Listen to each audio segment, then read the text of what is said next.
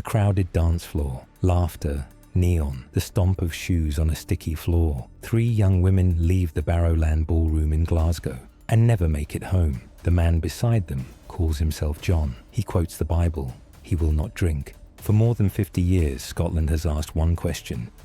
Who was Bible John? Glasgow in the late 1960s is a city of hard work and hard weekends. On Friday and Saturday nights, people put on their best clothes and go out. The Barrowland Ballroom, near the famous Barras Market, is the centre of this scene. The sign outside glows. Inside, a live band plays, or a DJ spins records. The rules are simple. You pay a small ticket, you dance, you chat, you meet friends, you go home. Men and women often use only first names. Drinks are cheap. Taxis wait outside when the music ends. In this busy world, you can talk to a stranger and not feel afraid. You can blend in. If you want to go unnoticed, the crowd will help you. This is where our unknown man, that later nickname Bible John, learns to move. He is not loud. He's not drunk. He seems polite. He is, to many people, exactly what a safe stranger should look like. The first victim, Patricia Docker. On the night of 22nd of February 1968, Patricia Docker, aged 25, goes out to dance. She is a young mother who lives in Glasgow's south side.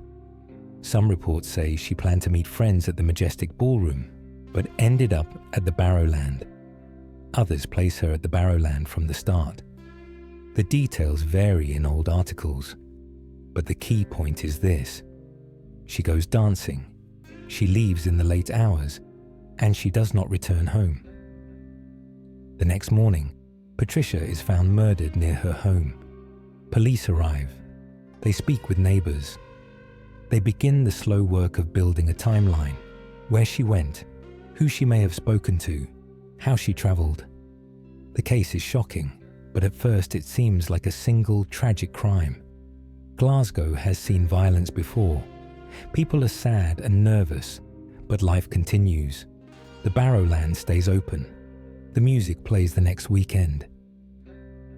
The second victim, Jemima McDonald. On the 16th of August 1969, Jemima McDonald, aged 32, goes out dancing at the Barrowland. She is the mother of 3 young children. Neighbours later say they saw her with a tall, well-dressed man. She leaves the ballroom with him. She is later found dead in a nearby abandoned building.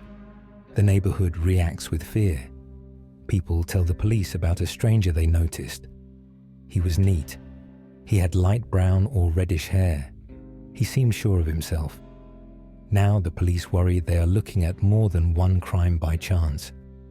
The similarities are strong. A woman leaves the Barrowland. She is later found murdered. There are no clear witnesses who can name a man, only faces half remembered in a crowd. The case feels like a pattern trying to form. The third victim, Helen Puttock, and the witness who heard John. On 31st October 1969, Helen Puttock, aged 29, goes to the Barrowland with her sister Jeannie, often reported as Jean. Inside they meet 2 men. One says he is named John. He will not drink alcohol. He speaks in a quiet, controlled way. He quotes from the Bible, and he criticizes married women who go out dancing. He has the air of a person who wants to sound moral and superior. He talks, but keeps personal facts vague. After the dance, there is a taxi ride. Jeannie, Helen, and John. In this taxi, Jeannie hears details that become the core of the police description. The man says he works in a place linked with dentistry, or talks about dental work. Reports differ. He mentions that the Ayrshire area is familiar to him, or that he lives in a certain part of Glasgow. Again, sources vary. What stands out is his controlled talk about sin and the Bible, and his refusal to drink. He might be in his late 20s to early 30s. He is well dressed and seems calm. The taxi drops off Jeannie first. She watches as Helen and John continue together. Helen never comes home. Her body is found later. Jeannie's statement becomes the backbone of a composite sketch and a profile. The press gives the unknown man a name, Bible John. The nickname sticks because it paints a picture, a man who judges while pretending to be good. He is not the angry drunk in the corner. He is the steady talker who seems safe. He keeps his head clear. He uses morality as a mask. This nickname is not proof.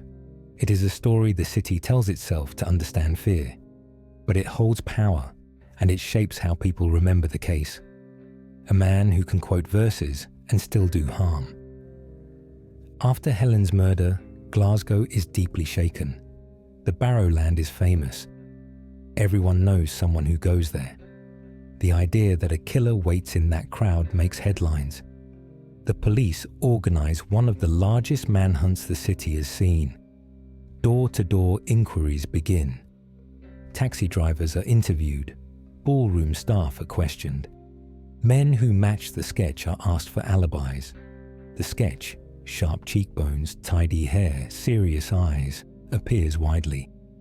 Women are warned to be careful when leaving the ballroom. Friends promise to share taxis. Couples hold hands tighter. But the nights also go on. People still dance. They still stand at the bar and talk. Fear and routine live side by side. The Barrowland becomes a place of both joy and worry at the same time. What made the investigation hard? It is easy, many years later, to ask, why didn't the police catch him? The honest answer is that 1969 was a different world. No CCTV at doors or on streets. No smartphones to take quick photos of strangers. No digital payment trail to show who bought what drink or paid for a taxi. Bars and ballrooms used first names. A man could say, "I'm John," and it would mean nothing you could check. Crowds changed every song. People came and went. Memories blurred. Also, the suspected killer did things that made him harder to trace.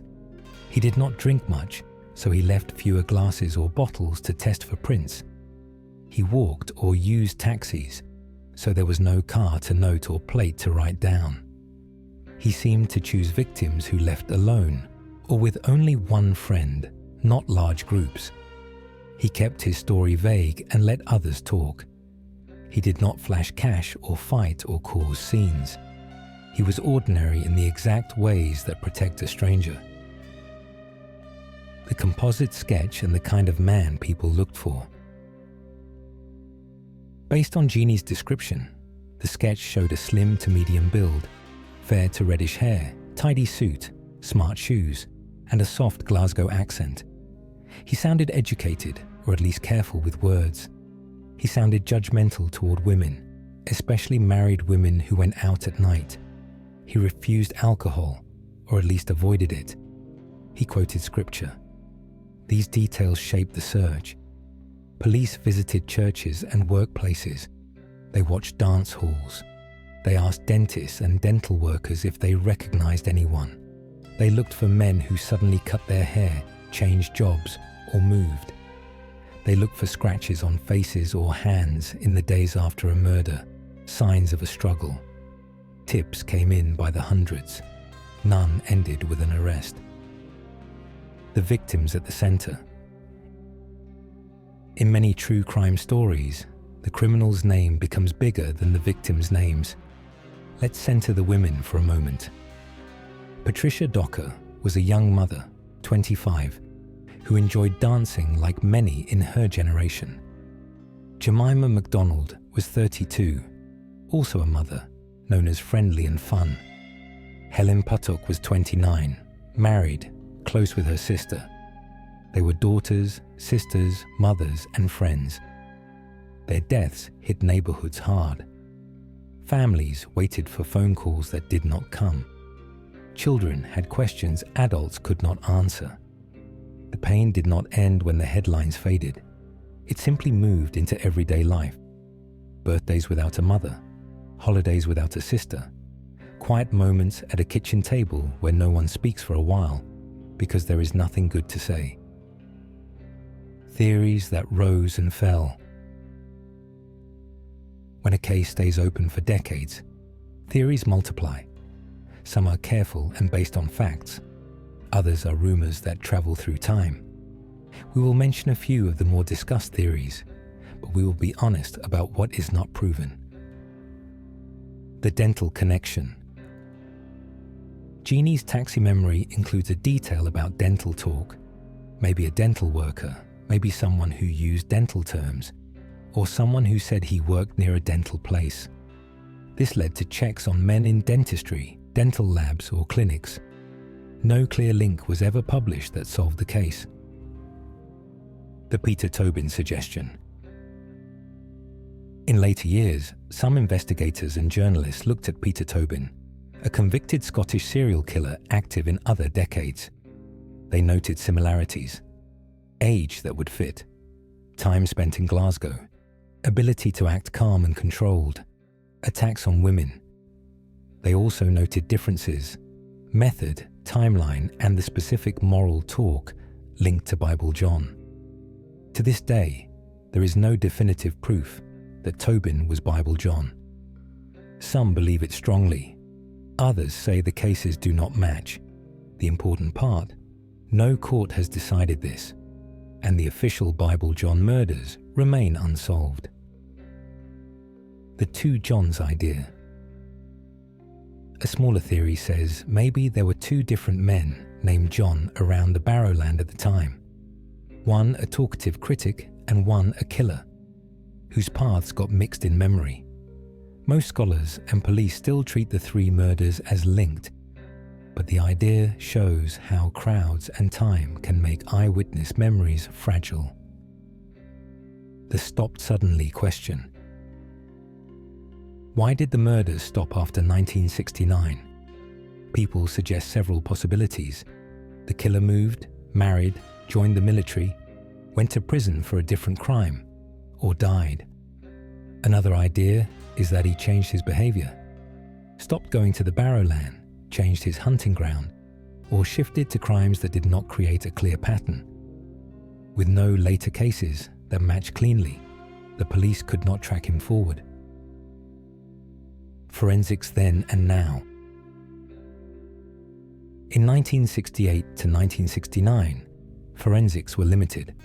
Fingerprints, blood typing, fibers, footprints, tire marks. These were the main tools. DNA profiling did not exist for police use. Crime scenes were handled with care, but the standards were different. Evidence storage did not think 50 years ahead. When cold case teams later reviewed the files, they did what they could with modern tools. DNA screening was attempted on items that survived. The results, as reported over the years, were inconclusive, not strong enough to name a man in court. Could new methods help? Sometimes new testing of stored items, clothing, tape, hair, can build a partial DNA profile. Sometimes a tiny sample can produce a result with today's sensitive kits. In other countries, genetic genealogy, comparing crime scene DNA to distant relatives in public databases, has solved famous cases. Whether that is possible here depends on what evidence exists, the quality of that DNA, and the laws and policies in the UK. Even with perfect science, you still need a suspect you can place in the right city, at the right time, with supporting facts. The police work, what they tried. Old reports describe a massive inquiry. Police built timelines for each victim, routes home, last sightings, clothing, how they paid for drinks or taxis. They interviewed ballroom staff for repeat visitors who matched the look. They took statements from taxi drivers who worked the area late at night. They followed up anonymous letters and phone tips. They created lineups when they had a promising lead. They also tried behavioral profiling, a newer idea at the time. The profile was simple: a man comfortable in crowds, controlled, not drunk, with moral language that covers hostility toward women. He might live with family or in a small flat. He would be neat. He might change jobs often to avoid notice. He might show interest in religion, or at least talk about it as a shield. The profile was broad. It did not catch him, but it focused the search on a certain type instead of a stereotype. The public's role. In the months after Helen's murder, letters to newspapers offered ideas. Some readers begged the police to close the Barrowland. Others said closing it would only push the problem elsewhere. Some men came forward because their friends joked they looked like the sketch. They wanted to clear their names. The community was trying to help, but help can also flood a case with noise. Too many stories, not enough facts. Detectives had to separate solid leads from fear-driven guesses. Myths that grew. Time grows myths. Here are a few that often appear in casual talk and need care. Myth: everyone agrees Bible John was Peter Tobin. Reality: many experts do not agree. Some point to overlaps, others to differences. There is no official confirmation. Myth: a preacher did it. Reality: the nickname suggests a strict, moralizing man. But that does not mean he was a priest or preacher. The best witness said he talked about the Bible and judged women. That is different from a proven job or role. Myth: the police ignored key evidence. Reality: it is fair to say mistakes happen in any large case, especially before modern forensics. But the scale of the inquiry shows that many officers worked hard for a long time. The main limit was the era's technology and the nature of the venue, a crowded dance hall where strangers meet. The Barrowland itself. The Barrowland Ballroom is still a landmark today. Many famous bands have played there. For some, it is a symbol of Glasgow's music life. For others, it is a place that holds a painful memory. Both things can be true. A building can keep joy and sorrow in the same walls. The lesson the city took from those nights was not, never dance again. The lesson was, move through crowds with care. Friends leave together. Names and roots matter. The victims' families and the long wait. When a case is cold for decades, families live in a strange time. Every new article brings hope and fear. If the phone rings and a detective is on the line, it can feel like the past is knocking on the door again. Some relatives grow quiet. Others become strong voices who keep the story alive. Both reactions are human. There is no right way to carry this kind of weight. What we really know, as simply as possible. Let's put the core facts in clear lines. In 1968 to 1969, 3 women, Patricia Docker, Jemima McDonald, and Helen Puttock, were murdered after nights linked to the Barrowland Ballroom in Glasgow. A witness, Jeannie, spent time in a taxi with the last victim, Helen, and a man who called himself John. He refused alcohol, quoted the Bible, and judged married women for going out dancing. From this witness, police created a composite sketch and a profile. A well-dressed man, late 20s to early 30s, light brown or reddish hair, calm, controlled, soft Glasgow accent. Police ran a large inquiry with hundreds of interviews, but no arrest followed. The murders stopped after 1969. The case became one of Scotland's most famous unsolved mysteries. Later forensics, including DNA tests, have not produced a definitive name. Theories exist. One of the most public names is Peter Tobin, but none is proven. The official case remains unsolved. Everything else is interpretation, memory, and theory. How a case like this could break in the future. Hope is not foolish here. Cold cases do get solved. Here is how it might happen. Retesting evidence with improved DNA methods pulls a partial profile that is good enough to rule suspects in or out. Genealogical searching, if allowed and feasible, finds a distant relative, leading to a family tree that narrows to a small set of men who lived in Glasgow in 1968 to 1969. A new witness or an old letter surfaces, something stored in a loft or a desk that includes a name, an address, a detail the police can check. A person connected to a suspect finally speaks, perhaps after a funeral, perhaps after reading a new article. A confession in private papers is discovered, supported by details only the killer would know. These are not promises. They are paths that other cases have followed. Sometimes it takes one small fact to turn a wall into a door. Lessons without fear. True crime can easily slide into fear or entertainment. This story offers careful lessons instead. Go out together, leave together. Crowds can hide danger and also protect against it. If friends stay close, use names that can be checked.